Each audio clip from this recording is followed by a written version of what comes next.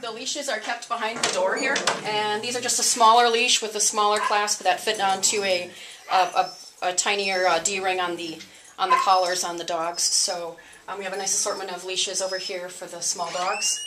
And when you do take a dog out for a walk, we always ask you to take some treats with you, and we have some treats in this container, and we just ask you to break them up into small pieces and put them into your pocket so that you can reward the dog when they're doing well on the walk. And this is capped and take him out. Down. Good boy. Down. Down.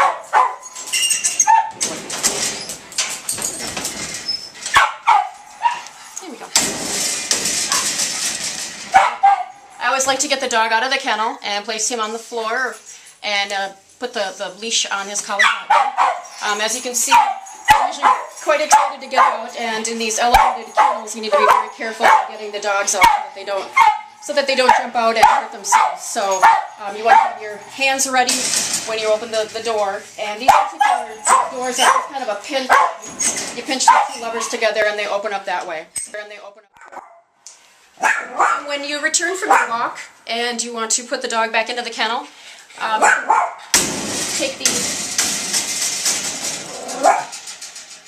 take the leash off of the dog and lift them up safely. And sometimes if they are a little hesitant to go back into the kennel, you may want to take a treat and toss it to the back corner of the kennel so that they'll probably, hopefully they will go towards that, and that'll give you an opportunity to get them into the kennel and shut the door safely. And want to make sure that they're not able to jump out. I always make sure that the door is secure. Give it a little shake afterward to make sure that the latches are secure. And that is it. If you do notice that a dog has spilled his water in his kennel, you can always put in the fresh bedding for him. There are towels in the cupboard right here, or in the kitchen area. There are also blankets and bedding, Okay.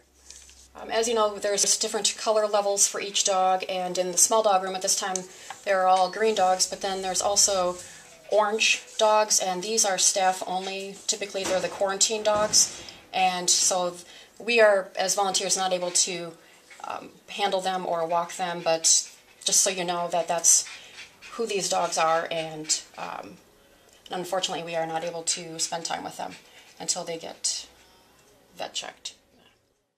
And similar to the large dog area, there is the whiteboard here in the small dog room, and they do list the dogs that have been tested to see who gets along, and they indicate who's a buddy here or a no-go, and that's kind of helpful if you have a friend that's also volunteering and you want to go on a walk together with two dogs or go into the real-life room together with the dogs. And as you can see, everyone in the small dog room at this time is compatible together, so that's really nice.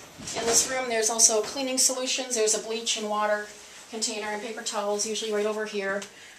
Feel free to, if there's a mess, you can clean that up, but you don't have to if you don't feel comfortable with that. There's treats and toys in here.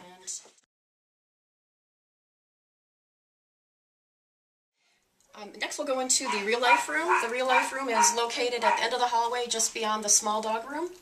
And this is a room where volunteers can come in with a dog and spend some time with the dog in a kind of a more quiet environment. In the summer months when it gets really hot out, or in the winter months when it's really cold and it isn't quite so comfortable for the dogs to go on a walk, you can still come to the shelter and volunteer by bringing the dog into this room. What we suggest doing is going and getting like any toys that you'd want to have with the dog, rawhides or a brush, and bring those items into the room first. Then go and get the dog out of the kennel room, either the large dog room or the small dog room.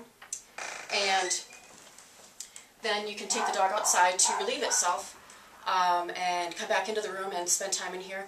We do require that it's just one dog per volunteer in the room. If staff does have a dog in this room, sometimes they do, there will be a sign posted on the outside of this door, so you would be aware of that, and at that time you wouldn't be allowed to come into this room with the dog. If you are here with another volunteer and you know that the two dogs are compatible together, as long as it's one dog per volunteer, you can bring in another dog as well. And it's a nice environment to just spend some time playing with the dog, and they're more relaxed usually. And sometimes at the shelter we have dogs that are a little more timid, and this is kind of a nice environment to just sit down with them and give them that human contact that they a lot of times really crave and need. So it's a nice environment. We do ask that you clean up after a dog if they do have an accident. There's cleaning supplies in the room. There's the bleach and water solution in the bottle, and then paper towels, and anything that you've cleaned up, you can just, there's a wastebasket outside of the door here to put the excrements in. And also when you do take a dog out for a walk, one of the things that we are shooting for here at the shelter is more about the amount of time that you spend with the dog rather than the number of dogs that you get out while you're here. So we really prefer that a person take a dog out for 15 minutes. And if you do take a dog out for longer than that length of time, just make a note in the log that with your name and your cell phone number, and that way if it is during viewing hours, the staff can call you if somebody does come into the shelter and is interested in meeting that particular dog. We're going to go ahead and get a couple of dogs out. The one thing is as I said earlier, it's one dog out of the kennel at a time. The first person will get the dog out, we'll go out to the parking lot, and when we take dogs out for a walk in a group, we want to stay a good 10 or 12 feet apart from each dog. They all get a little bit more excited when they're out together in a group, so safety is key for everybody. I always suggest everybody pick a different corner of the parking lot and stay in that area, and when we walk down the path, we'll keep an eye on the dog ahead of us. If that one stops, the one following stops, 12 feet apart. 12 feet apart.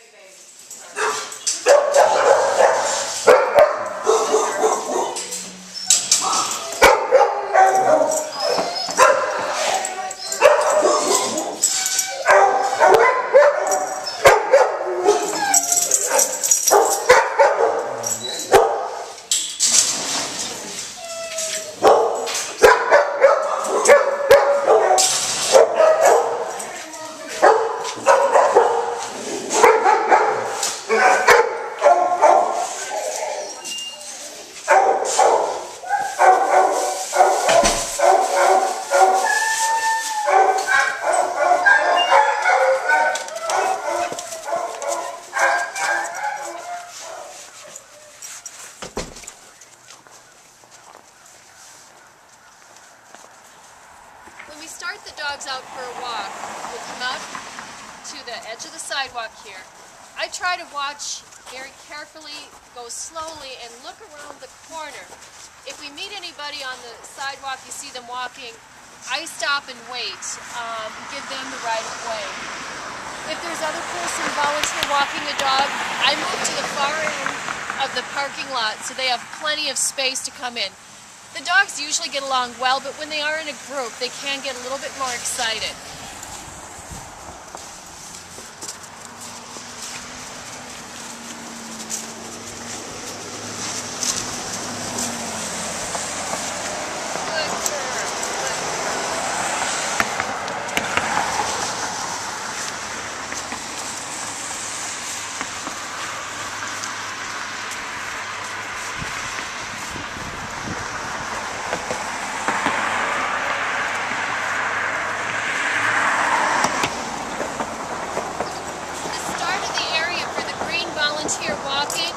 Is the path right here behind the shelter.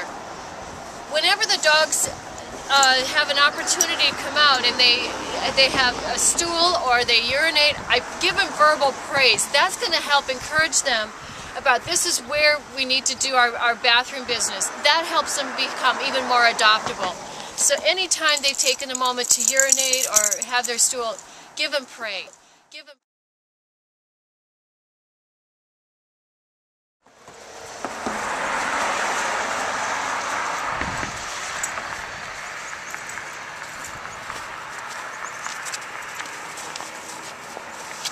When I'm walking the dog on the bridge, Sometimes the traffic can make the dogs a little bit more timid or fearful.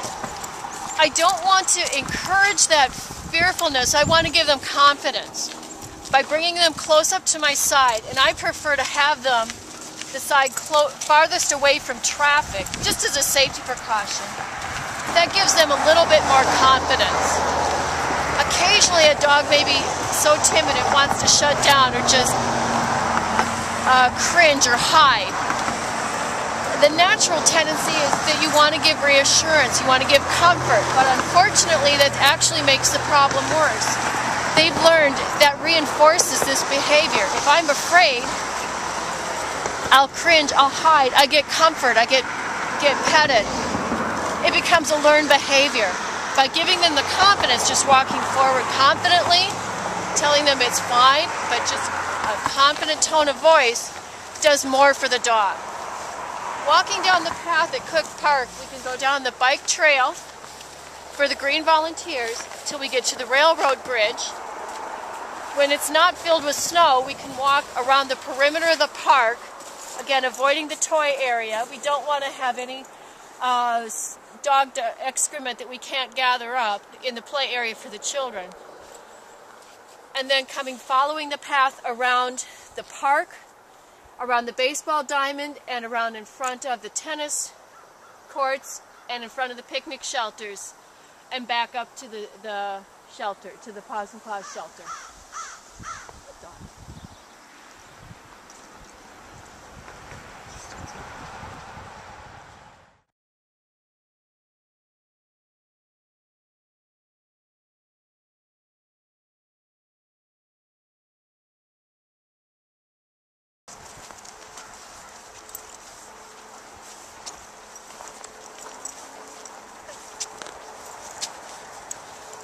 What was a better way to address having two dogs meet each other was to move them to the opposite sides of each other, the person in between, and having them on a shorter leash. Even if they might be shelter buddies, when they get outside with the walk, they may get more excited.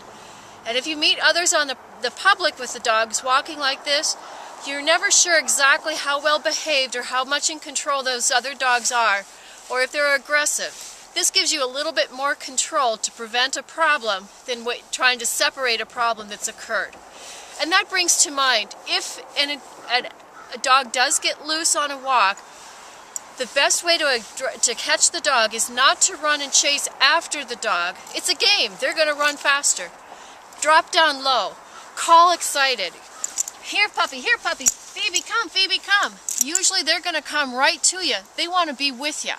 It's a game. Slowly reach for the collar then and get the leash on. If it fails, so you cannot get them, call the shelter immediately. Get back. They'll come and help get the dog. But the sooner we can get help for the dog that's loose, the better.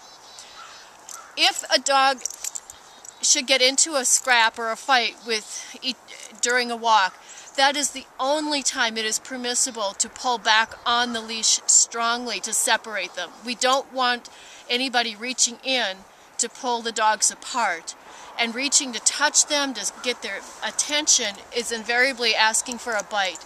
A firm pull back on the leash is enough to separate most of the dogs. Fortunately, this doesn't happen often. I hope this video has been some help for you. We're very happy that you're interested in joining us and coming out and volunteering. The shelter depends on our volunteers. The dogs love it. It is that special time that we're able to help make the dogs more adoptable because of the volunteers that come to help. When you come to the shelter for the hands-on, we'll practice taking the dogs out, going for a walk.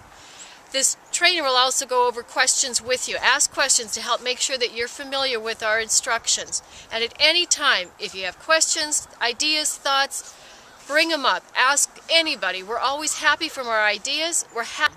Thank you for joining us.